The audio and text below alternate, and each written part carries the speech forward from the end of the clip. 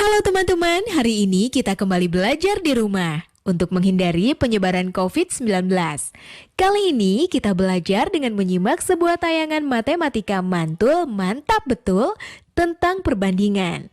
Ayo sediakan alat tulis dan bersiaplah menjawab pertanyaan. Halo sahabat edukasi.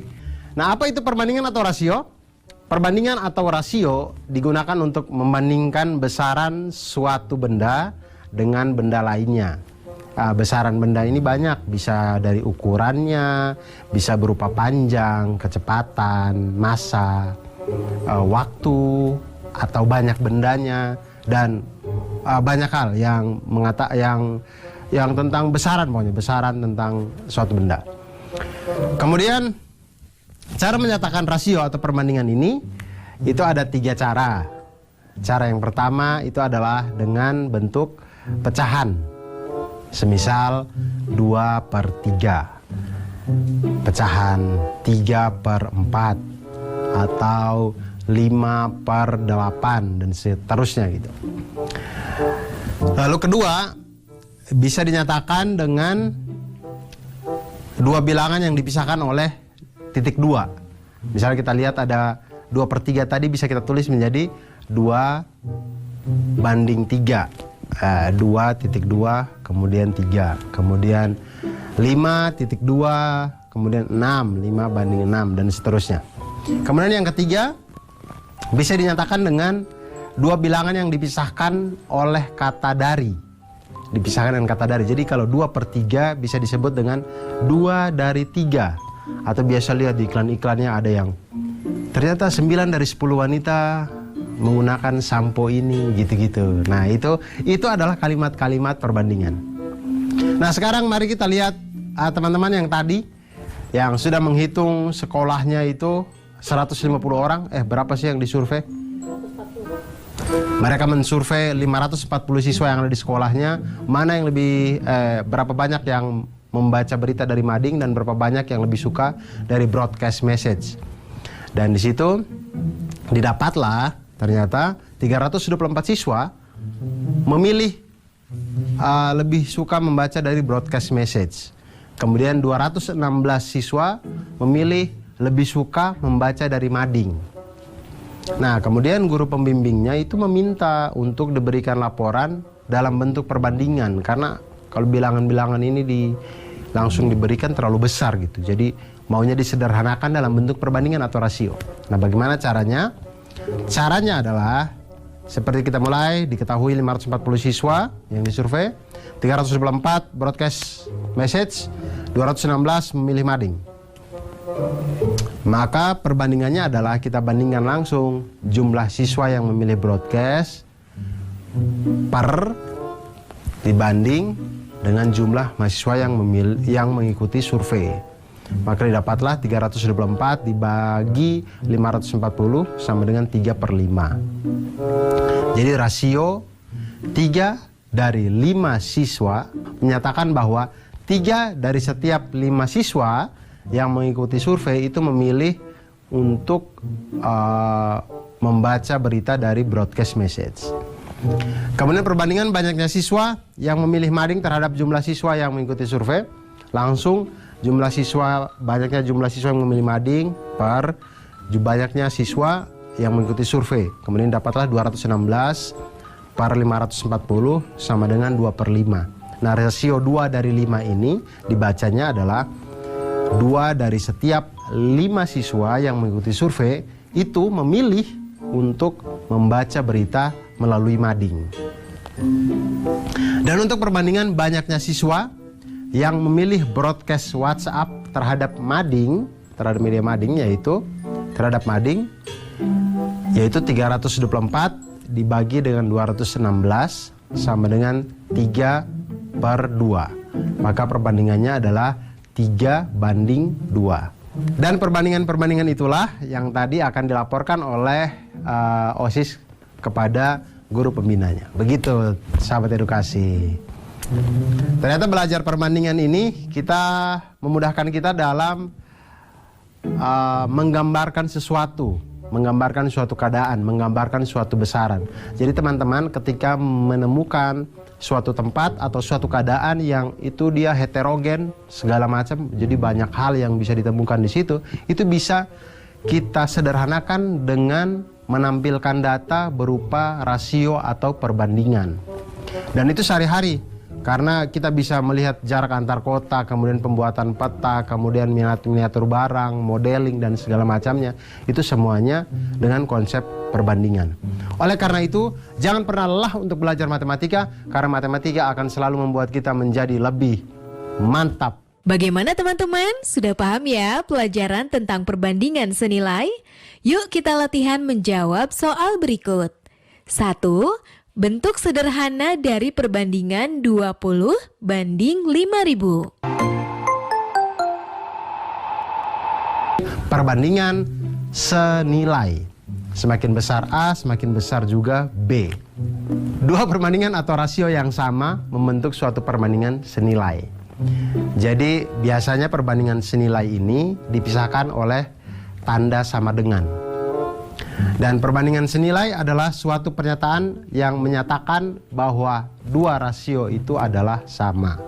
Sekarang kita lihat masalah yang tadi dialami oleh dua teman kita tadi, sahabat edukasi. Mereka ingin membuat kue ya. Keduanya berniat membuat 21 kue. Dalam resep itu ada 3 kue memerlukan 270 gram terigu. Kemudian 5 buah telur dan 120 gram gula. Nah, berapa banyak bahan-bahan yang diperlukan untuk membuat 21 kue? Jika harga terigu adalah Rp9.000 per kilogram, telur adalah Rp2.500 per butir, dan gula pasir adalah Rp12.000 per kilogram. Berapa banyak kue yang bisa dibuat jika dia hanya mempunyai uang Rp50.000? Kalau saya sih punya uang Rp50.000, daripada bikin kue mending beli gorengan, beres. Nah, pertama kita buat perbandingan senilainya dulu. Biasanya perbandingan senilai kita pakai tabel. Kita buat tabelnya. Karena 3 kue memerlukan 270 gram terigu, 5 buah telur, dan 120 gram gula, maka kita bisa buat tabel. Tabelnya menjadi kue 3, kemudian terigu 270, telur 5, gula 120. Nah, masalah selanjutnya adalah, lalu untuk 21 kue, itu kita misalkan terigunya adalah X, kemudian telurnya adalah Y, dan gulanya adalah Z. Kenapa begitu? Ya namanya juga matematika. Matematika itu yang begitu, kita harus misalkan. Kita misalkan karena kita belum tahu. Nah, sekarang dari tabel yang sudah kita misalkan tadi, kita sekarang bisa menghitung dengan perbandingan senilai. Hitungan pertama untuk terigu misalkan, maka terigu itu kita dapat dengan membuat perbandingan 3/21 sama dengan 270 per X. Dikali silang, di situ 3X sama dengan 270 kali 21. Kemudian 3X sama dengan 5.670. X sama dengan kedua ruas dikali dengan sepertiga. X sama dengan 5.670 per 3. X sama dengan 1.890. Maka terigu yang dibutuhkan untuk 21 kue adalah 1.890 gram terigu. Dan yang kedua, telur. Sama dengan perbandingan senilai, kita pakai data yang di tabel tadi. Perbandingannya kita dapat 3/21 sama dengan 5 per Y. Dikali silang, 3Y sama dengan 5 kali 21, 3Y sama dengan 105. Kemudian kedua ruas kita kali dengan sepertiga, Y sama dengan 105 per 3, Y sama dengan 35. Nah, jadi telur yang dibutuhkan untuk membuat 21 kue itu adalah 35 butir telur. Dan yang berikutnya, hal yang sama kita lakukan kepada gula. Kita ambil perbandingannya 3/21 sama dengan 120 per Z. 3Z kita kali silang, 3Z sama dengan 120 kali 21. 3Z sama dengan 2.520. Kemudian kedua ruas kita kali dengan sepertiga, maka Z sama dengan 2.520 per 3. Z sama dengan 840. Nah, jadi gula yang dibutuhkan untuk membuat 21 kue itu adalah 840 gram gula. Jadi tabel yang tadi bisa kita lengkapi dan kita lihat semakin banyak kue, maka bahan-bahannya juga semakin banyak. Nah, inilah yang menunjukkan bahwa ini adalah perbandingan senilai. Nah, jadi kita lihat tadi harga telur, harga terigu, dan harga gula itu sudah ada diketahui. Kita lihat untuk 3 kue ternyata memerlukan uang 270 gram terigu kita rubah ke kilogram menjadi 0,27 kilogram dikali dengan Rp9.000 per kilogram. Dihasilkanlah di situ Rp2.430 per kilogram untuk 3 kue untuk bahan terigu. Kemudian telur ada 5 butir, 5 kali Rp2.500 sama dengan Rp12.500 per Rp2.500 per 5 butir telur tadi. Kemudian gula itu ada 120 gram, kita rubah ke kilogram menjadi 0,12 dikali dengan Rp12.000 sama dengan Rp1.440. Jadi jumlah uang yang dibutuhkan untuk membuat 3 kue itu adalah terigu 2.430, telur 12.500, dan gula 1.440 sama dengan 16.370 untuk 3 kue. 3 kue hampir 17.000. Lebih murah gorengan memang sebenarnya. Kemudian kita lihat perbandingannya sekarang 50.000 tadi untuk dapat berapa kue ya. Jadi 3 kue itu senilai 16.370. Maka berapakah X kue sehingga dia mendapatkan Rp50.000? Kita buat perbandingan senilai. Di situ 3 per X sama dengan 16.370 per 50.000. Maka dikali silang X sama dengan 50.000 kali 3 dibagi 16.370 sama dengan 9,16. Jadi dengan uang Rp50.000 itu bisa untuk mendapatkan kurang lebih 9 kue. Dengan sisa tepungnya sedikit ya, pokoknya dapatnya 9 kue. Ternyata membuat kue itu memerlukan bahan yang banyak untuk mendapatkan kue yang banyak. Karena kita berbicara di perbandingan senilai. Dan perbandingan senilai ini itu sering sekali kita gunakan di dalam kehidupan kita sehari-hari. Oleh karena itu sahabat edukasi, jangan pernah menyerah untuk belajar matematika, jangan pernah lelah untuk belajar matematika. Karena matematika itu membuat hidup kita menjadi lebih mantul, manfaat, betul. Bagaimana teman-teman? Sudah paham ya pelajaran tentang perbandingan senilai? Yuk kita latihan menjawab soal berikut. Sebuah mobil memerlukan 6 liter bensin untuk menempuh jarak 48 km. Jika mobil itu ingin menempuh jarak 240 km, maka bensin yang diperlukan adalah perbandingan berbalik nilai. Nah, apa bedanya perbandingan berbalik nilai dengan perbandingan senilai? Perbandingan senilai itu tadi seperti yang saya jelaskan, sahabat edukasi, bahwa perbandingan senilai itu ketika sisi yang satu semakin besar, maka sisi yang satunya juga akan makin besar. Tapi ketika perbandingan berbalik nilai, ketika sisi yang satunya nilainya makin besar, maka sisi yang sebelahnya nilainya akan semakin kecil. Itulah yang disebut dengan perbandingan berbalik nilai. Dalam definisi matematikanya, perbandingan berbalik nilai itu dikondisikan sebagai rasio Y per X, itu yang rasio Y per X tidak selalu sama. Sedangkan hasil kalinya X dikali dengan Y adalah konstan yang selalu sama. Jadi Y berbanding terbalik terhadap X. Nah, hubungan ini dapat ditunjukkan oleh persamaan X dikali Y sama dengan K, atau Y sama dengan K dibagi X, di mana K itu adalah konstanta. Itu dia. Nah, sekarang kita lihat masalah yang dialami oleh mandor yang tadi ya. Mandor yang tadi mempunyai pekerja sebanyak 20 orang. Nah, 20 orang ini diminta untuk menyelesaikan proyek ini selama 25 hari. Kemudian mereka bekerjalah selama 10 hari. 10 hari bekerja, ternyata pekerjaannya berhenti selama 3 hari. Nah, pertanyaannya sekarang adalah, jika pekerjaan tersebut harus diselesaikan tepat waktu, maka banyak pekerja yang diperlukan untuk tepat waktu itu adalah berapa? Nah, pertama seperti biasa kita susun hal-hal yang kita ketahui ini, sahabat edukasi, di dalam tabel sehingga pikiran kita runut gitu ya. Kita lihat di situ jumlah pekerja itu 20 pekerja. Untuk awal, waktu yang dibutuhkan adalah 25. Kemudian pekerjaan itu sudah diselesaikan selama 10 hari.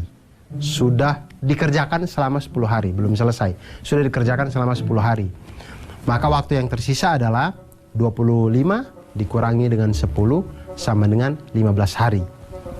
Jadi selama 10 hari bekerja itu ada 20 pekerja. Kemudian selanjutnya, setelah 10 hari bekerja, pekerjaan ini terhenti selama 3 hari. Maka kita lihat di situ waktu yang tersisa adalah 15 dikurang dengan 3 sama dengan 12. Jadi waktu yang tersisa tinggal 12 hari. Nah, di situ kita lihat dari tabel yang kita buat ini ada 20 pekerja, waktunya 25 hari. Nah, sekarang X pekerja untuk 12 hari. Nah, berapa banyak nih pekerjanya? Nah, seperti yang tadi di konseptualnya bisa kita lihat, kita kalikan langsung 20 dikali dengan 15 sama dengan X dikali dengan 12. Di situ didapatlah X sama dengan 20 kali 15 dibagi 12, X sama dengan 25. Jadi pekerja tambahan yang dibutuhkan adalah 25 dikurangi dengan 20 sama dengan 5 orang. Jadi mandor yang tadi dia harus ambil lagi 5 orang untuk membantu 20 orang yang awal agar pekerjaan itu selesai dalam waktu 12 hari. Dan sekali lagi, sahabat edukasi, jangan pernah menyerah untuk belajar matematika, jangan pernah lelah. Semoga ceria terus hidupnya karena matematika itu membuat kita menjadi mantul, manfaat betul. Bagaimana teman-teman? Sudah paham ya pelajaran tentang perbandingan senilai? Yuk kita latihan menjawab soal berikut. Suatu pekerjaan dapat diselesaikan selama 36 hari dengan 15 orang pekerja. Jika pekerjaan itu harus selesai dalam waktu 27 hari, berapa pekerja yang harus ditambahkan untuk menyelesaikan pekerjaan tersebut? Perbandingan skala. Nah, perbandingan skala ini itu memanfaatkan konsep perbandingan yang dari tadi kita sedang bahas.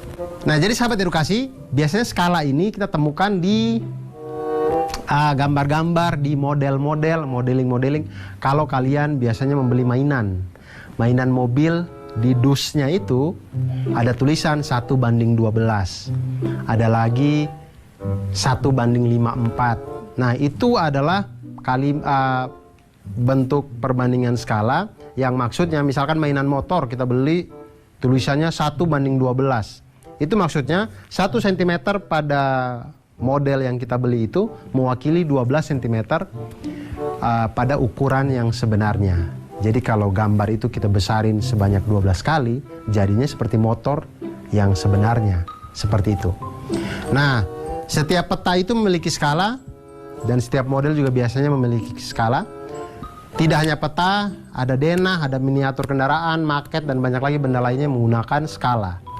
Nah, skala ini digunakan untuk menyatakan perbandingan antara ukuran gambar dan ukuran sebenarnya. Misal, ada provinsi dengan skala 1:1 juta.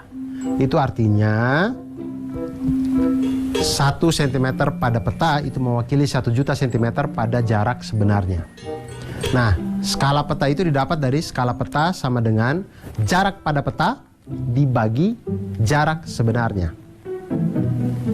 Nah, sekarang kita lihat masalahnya yang tadi. Ketika dia menghitung Bandung 3 cm segini, dia bilang. Canggih emang anak-anak sekarang 3 cm ya. Nah, hal-hal yang kita dapat dari hitung skala cm-cm ini itu bisa kita tahu jarak sebenarnya dengan menggunakan perbandingan skala. Tadi kita lihat jalur yang mereka pilih. Petanya itu punya skala 1:2.500.000. Kemudian pada peta tersebut jarak kota A ke kota P, ya kita simbolkan saja ya, tadi Bandung ke Cimahi apa Sukabumi apa tadi ya. Kota A ke kota P itu ada 3 cm. Kemudian kota P ke kota B itu sama dengan 6 cm. Kemudian kota A ke kota Q itu 3 cm. Kemudian kota Q ke kota B sama dengan 4 cm. Kemudian pertanyaannya adalah berapakah selisih jarak tempuh yang dilalui Ali dan Adi? Karena ada 2 jalur, Adi itu memilih berkendara dari kota A ke kota B melalui kota P, dan Ali memilih berkendara dari kota A ke kota B melalui kota Ki. Nah, disinilah kita hitung bersama. Untuk yang pertama, kita lihat Adi. Adi dia dari kota A ke kota kota B melalui P. Kita lihat jarak kota A ke kota P itu 3 cm, maka 3 kali jarak sebenarnya adalah 3 kali 2.500.000 sama dengan 7.500.000 cm jarak sebenarnya, maka itu menjadi 75 km. Kemudian jarak kota P ke kota B. A ke P dulu, baru P ke B. Jarak dari P ke B itu adalah 6 cm, maka jarak sebenarnya adalah 6 kali 2.500.000 sama dengan 15 juta cm atau sama dengan 150 km pada jarak sebenarnya. Jadi jarak sebenarnya dari kota A ke kota B melalui P itu sama dengan 75 km ditambah dengan 150 km sama dengan 225 km. Nah, sekarang kita lihat teman yang satunya berangkat dari kota A ke kota B melalui kota Ki. Nah, kita lihat sekarang jarak dari kota A ke kota Ki itu adalah 3 cm pada peta. Maka jarak sebenarnya adalah 3 cm dikali dengan 2.500.000 cm sama dengan 7.500.000 cm atau sama dengan 75 km. Tampaknya sama dengan jarak dari A ke P tadi ya. Kemudian jarak kota Ki ke kota B itu adalah 4 cm pada peta. Maka jarak sebenarnya adalah 4 cm dikali dengan 2.500.000 cm sama dengan 10 juta cm atau sama dengan 100 km. Maka jarak sebenarnya dari kota A ke kota B melalui kota Ki sama dengan 75 km ditambah dengan 100 km sama dengan 175 km. Jadi selisih jarak yang ditempuh oleh dua teman ini adalah 225 km dikurangi dengan 175 km sama dengan 50 km. Jadi ternyata lebih dekat kalau kita melalui kota Ki. Tapi siapa yang sampai lebih duluan? Ya tergantung siapa yang punya kecepatan lebih cepat tentunya. Nah, cara lainnya bisa juga kita kerjakan dengan kita jumlahkan dulu jarak-jarak yang ada pada peta. Misalkan teman yang pertama adalah kota A ke P, kemudian baru ke B. Itu menjadi 3 tambah 6 sama dengan 9 cm. Kemudian teman yang kedua dari A ke Ki, kemudian Ki ke B, itu mendapatkan 3 ditambah dengan 4 sama dengan 7 cm. Kemudian selisih jarak keduanya menjadi 9 dikurang 7 sama dengan 2 cm. Selisih jarak mereka pada peta. Nah, kemudian selisih jaraknya ini, 2 cm-nya ini, kita hitung selisih sebenarnya. Maka 2 cm dikali dengan 2.500.000 cm sama dengan 5 juta cm sama dengan 50 km. Ternyata cara yang ini lebih cepat ya. Bagaimana teman-teman? Sudah paham ya pelajaran tentang perbandingan senilai? Yuk kita latihan menjawab soal berikut. Sebuah peta memiliki skala 1 juta banding 4.500.000. Jarak kota A dan B pada peta adalah 60 cm. Jarak sebenarnya antara kota A dan B adalah... Oh iya, jangan lupa untuk tetap belajar di rumah ya dan jaga kesehatan dengan rajin mencuci tangan serta makan makanan yang bergizi. Sampai jumpa. Nah, sahabat edukasi, itu tadi perbandingan skala pada peta, pada modeling, pada segala macam denah dan macam-macam di kehidupan kita ini. Akhir kata, jangan pernah lelah untuk belajar matematika, jangan pernah menyerah. Terus ceria, terus semangat untuk belajar matematika, karena dengan matematika membuat hidup kita menjadi lebih mantul, manfaat, betul.